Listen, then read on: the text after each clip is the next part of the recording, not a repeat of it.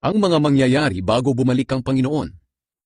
Tungkol naman sa pagbabalik ng ating Panginoong Hesukristo at sa pagtitipon natin sa Kanya, hinihiling namin mga kapatid na huwag kayong mag-alala o mabahala dahil sa mga taong nagsasabing bumalik na ang Panginoon. Huwag kayong maniwala kahit sabihin pa nilang sinabi ito ng Espiritu sa kanila, nabalitaan, o nabasa man sa isang sulat na galing daw sa amin.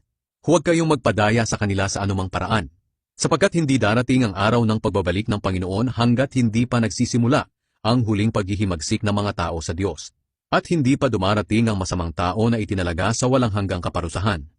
Kakalabanin niya ang lahat ng sinasamba at itinuturing na Diyos ng mga tao, at itataas ang sarili sa lahat ng mga ito. Uupo siya sa loob ng templo ng Diyos at itatanghal ang sarili bilang Diyos. Hindi ba't sinabi ko na ang mga bagay na ito nang kasama niyo pa ako riyan? Alam niyo kung ano ang pumipigil sa pagpapakita niya. Ngunit sa takdang panahon, magpapakita siya. Kahit ngayon palihim nang kumikilos ang kasamaan ng taong ito, at mananatiling palihim hanggat hindi pa inaalis ang pumipigil sa pagpapakita niya. Ihahayag siya kapag inalis na ang pumipigil.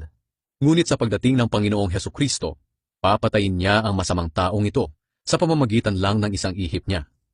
Ihahayag ang taong masama na taglay ang kapangyarihan ni Satanas.